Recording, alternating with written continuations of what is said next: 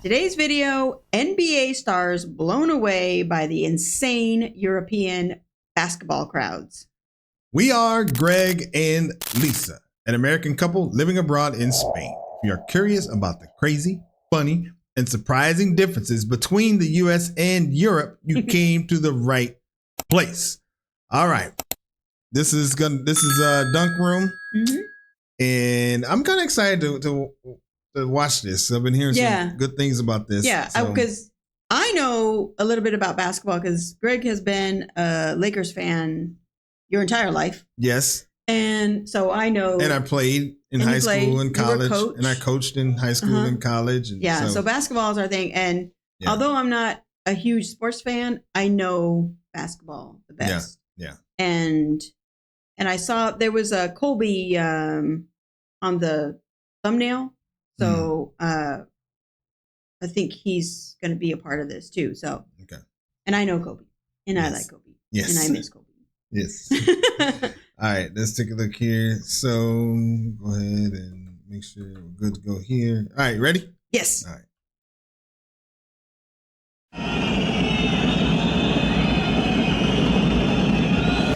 Just like the football games. You think Madison Square Garden gets loud? Or maybe you felt the energy at TD Garden during a Celtics playoff run? Yeah. Well, get ready to have your mind blown because those NBA atmospheres don't even come close. Yeah, we've been to the Lakers, what's it called? In Staples Center? Staples Center. Well, it used to be. I think it's probably called something else now. But. Yeah, we've been there. We've been there a few times, I think. Yeah. Lakers, Clippers, with Warriors. We've been there. Oh, for the Warriors? Yep, we've been there. To what happens in European arenas. But this is inside? This is crazy. Hold on. It is inside. It's inside. And what? It's a fire. That's a fire. That's not a flare. No? European basketball crowds didn't just appear out of nowhere. Look at this. They're the product of decades of cultural evolution that dates back to the 1960s. Oh, wow. While American basketball was developing its own entertainment-focused culture. Yeah. That's true. That's what American basketball is about. You know, when it's a timeout, they throw shirts in the stands or come down here and put the golf ball down to the other side. You know, the cheerleaders come out and dance and, you know, the people do gymnastics and all that kind of stuff. That's America. It's fun. Mm-hmm.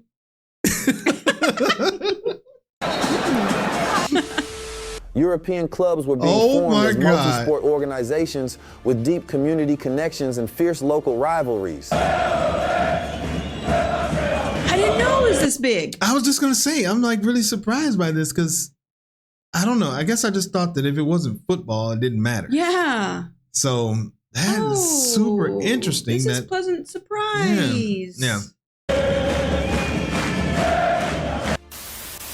In this video, we're breaking down real stories of NBA superstars who were absolutely stunned by the insanity of European basketball crowds. God. Oh my God. Kobe Bryant in Greece, Olympiacos versus Barcelona. The late, great Kobe Bryant wasn't just an NBA legend, he was a global basketball icon who truly appreciated international basketball culture. Yeah. Rest in peace, Kobe. In 2013, Bryant visited Peace and Friendship Stadium in Piraeus, Greece, to watch Olympiacos play Barcelona in the Euro League. The footage shows Kobe genuinely smiling and looking around in amazement as the Olympiacos Ultra section known as Gate 7 created an absolutely deafening atmosphere. First off, bodies I played, they just played with so much enthusiasm, so much creativity, so much unselfishness and passion that it was very easy for me to follow them. And you know, they inspire me and inspire the way I play. And I've been a fan for a long time now. In his post-game interview with EuroLeague TV, Kobe said, "The passion is second to none. European fans bring an energy that's just different from what we experience in the NBA." He was particularly impressed by how the entire crowd stayed engaged for 40 minutes, not just during highlight plays. Bryant, who spent part of his childhood in Italy while his father played professionally there, added, "These fans have songs, coordinated chants. It's more like what you see in soccer, but it's for basketball. It's incredible." That's right. Team USA in Athens, 2004 Olympics. Before the Redeem Team in 2008, the 2004 Team USA featuring a LeBron James, Dwayne Wade, and Carmelo Anthony got a brutal introduction to European basketball environments during the Athens Olympics. When Team USA faced host nation Greece at the Olympic Indoor Hall, the American superstars were visibly stunned by the coordinated noise. The arena looked like it was literally shaking. Seconds. Stay at home with Dirk Nowitzki. Don't let him I just got chills for some reason. It's Nowitzki launching it through. Cameras caught Tim Duncan exchanging glances as fans performed their famous Hellas, Hellas chant that echoed throughout the arena. He's probably like, what? This is unbelievable. Like, I don't think there's no away team. It's like everybody there is pulling for the same team. I mean, look. LeBron James, just 19 at the time, later told ESPN, it was unlike anything I'd experienced in basketball. The closest thing would be like a college football game, but this was different because it was so coordinated. Everyone knew exactly what to do, what to sing, when to jump. It wasn't just noise, it was organized chaos. That's what I said. It's always so organized. Yeah. You wonder how they know coordinated. I mean, they're to the second where just all of a sudden you're like, I mean, I think it's just years of doing it. Yeah, and I can't imagine. They were probably like, how do you play a game? Yeah. The European teams know how to do it. Oh, yeah, that's what they're used to. Yeah. This it's was just the like same with weather. Right. When you're an outdoor, like American football. Right. The teams that, when they play in, what's a cold? Wyoming. American football? Yeah. Like Green Bay Packers. Yeah, Green Bay Packers. Yeah, they're used to the snow and everything. But when San Diego, Chargers? Yeah. They go over there, they don't know how to play in the snow. Right, exactly. Yeah. I know what you're trying to say. Yeah, okay. When to jump. It wasn't just noise, it was organized chaos. This was the same Olympics where Team USA lost to Lithuania and Argentina, with many players later admitting the hostile environments took them out of their comfort zone.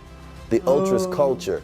What many NBA players don't realize is that European basketball fan culture is directly influenced by soccer ultras traditions that began in the 1970s and 80s. Basketball clubs like Panathinaikos and Olympiakos in Greece, Red Star and Partizan in Serbia, and Real Madrid in Spain. This is just amazing. Like, where is the court even? I mean, I just see a bunch of people everywhere. This is crazy. Share supporters with their soccer counterparts. These multi-sport clubs created a natural crossover where the organized ultra groups who developed elaborate displays for soccer matches brought the same energy to basketball arenas. Serbian basketball writer Sasha Osmo explained in a 2019 FIBA documentary, in countries like Serbia and Greece, the basketball arena became a more intimate, concentrated version of soccer atmosphere.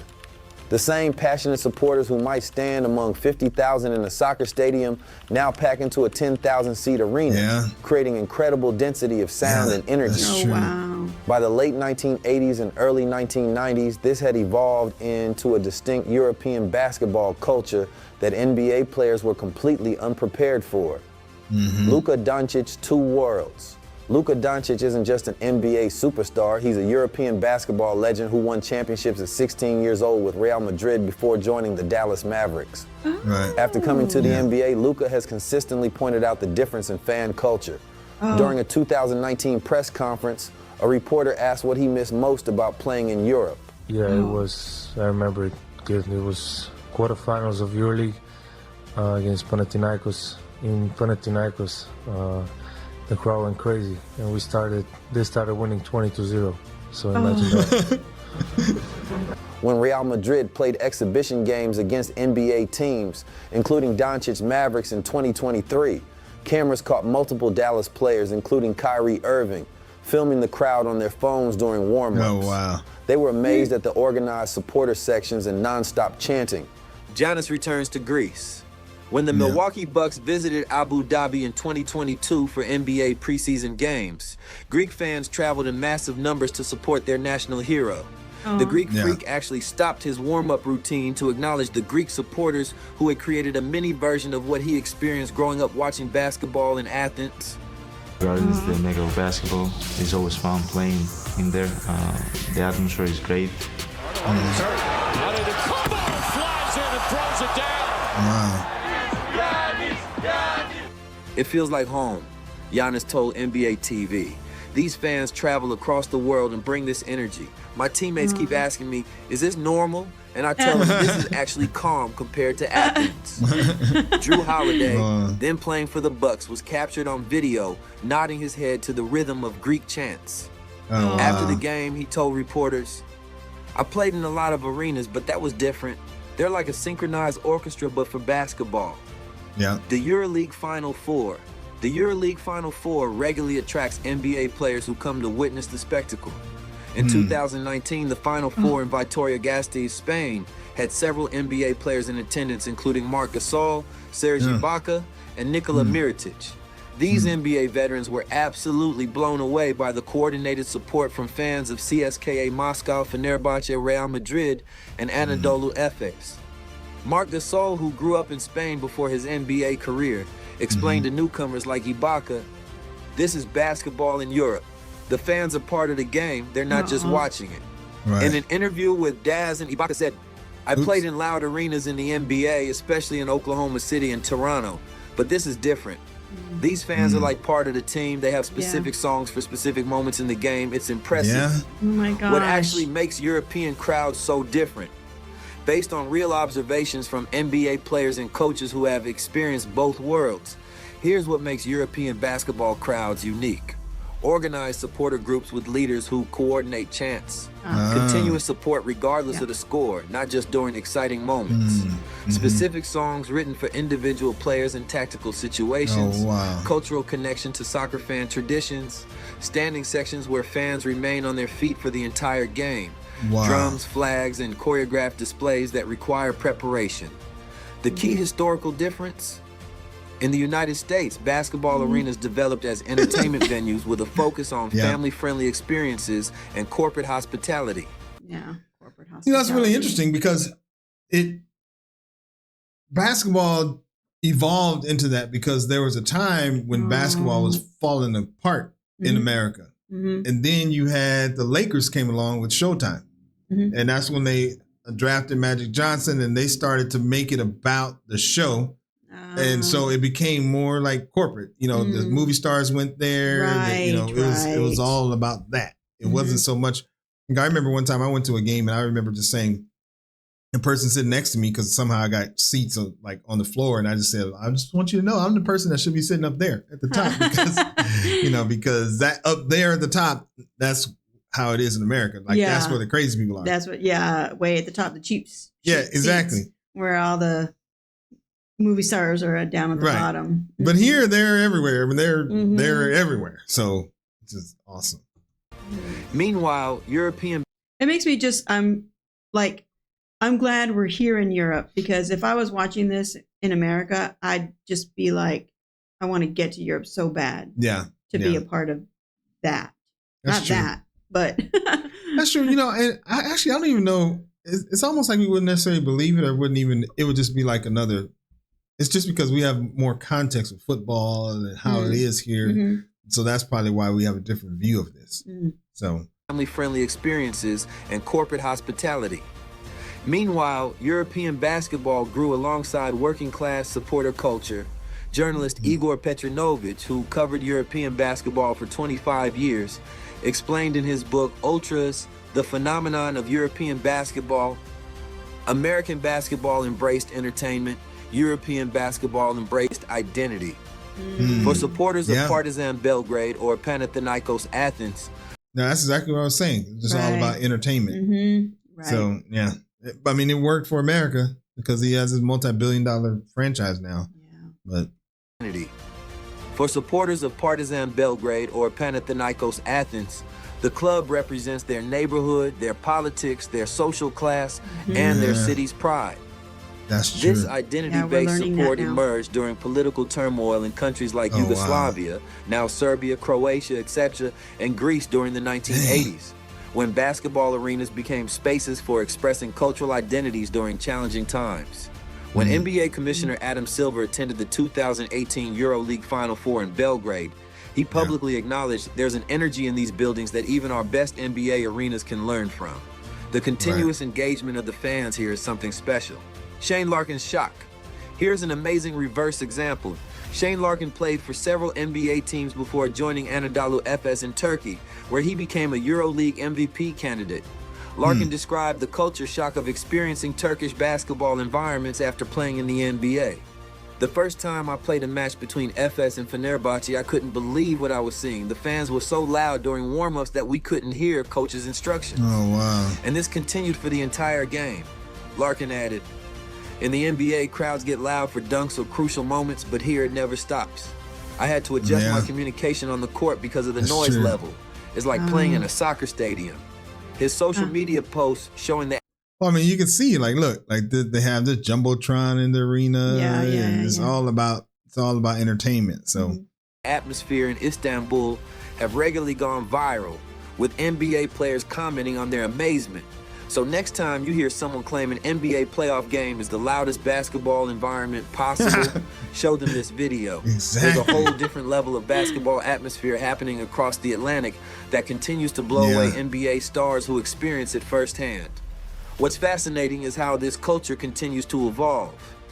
In the 1990s, fans brought flares and pyrotechnics into arenas.